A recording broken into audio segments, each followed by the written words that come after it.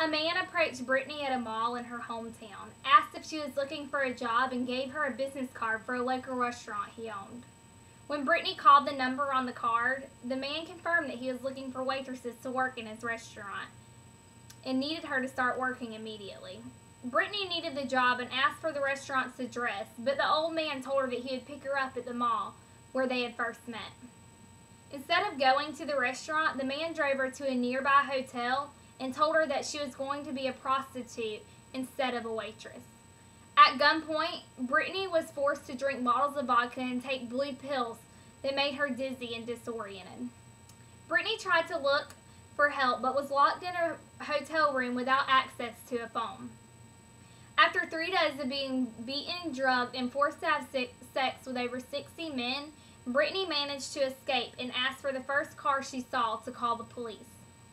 The Polaris Project provided case management services to Brittany, and with time and a strong support system, she was able to recover and enroll in school.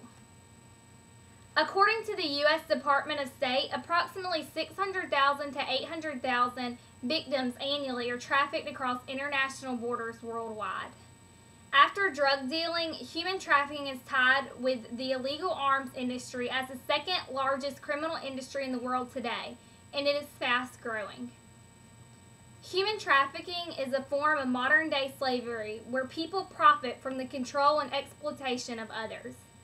As defined under U.S. federal law, victims of human trafficking include children involved in the sex trade, adults age 18 or over who are coerced or deceived into commercial sex acts, and anyone forced into different forms of labor or services, such as domestic workers held in a home or farm workers forced to labor against their will.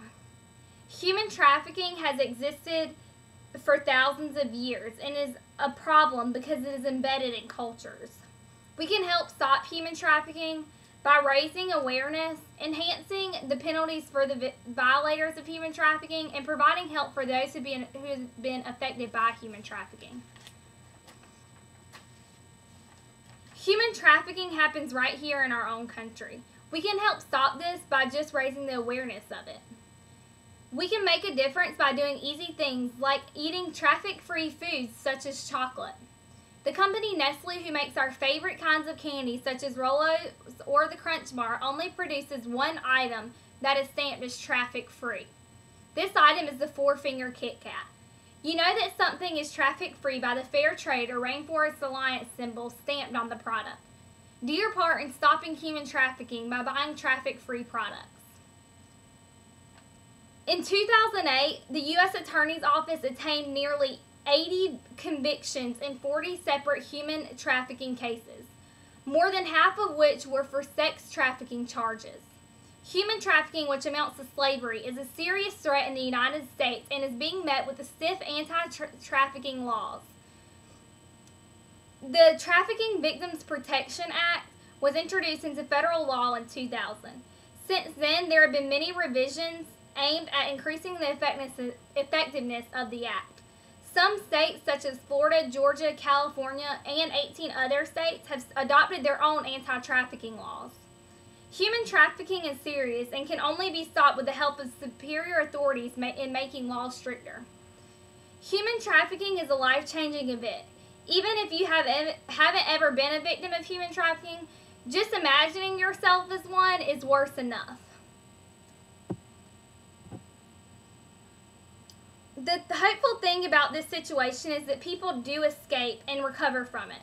There are many facilities, websites, and hotlines around the world that help aid those who have been affected by human trafficking.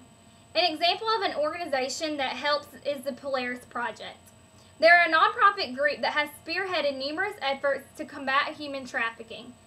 The Polaris Project has helped federal lawmakers create and expand anti-trafficking laws.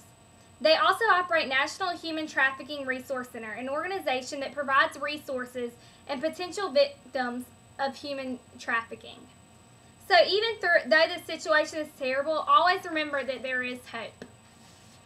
In conclusion, we can help stop human trafficking by raising awareness, enhancing penalties for violators, and providing rehabilitation for victims. We as Americans need to realize that it's happening right here in our own backyards, and we need to step up as citizens and stop human trafficking.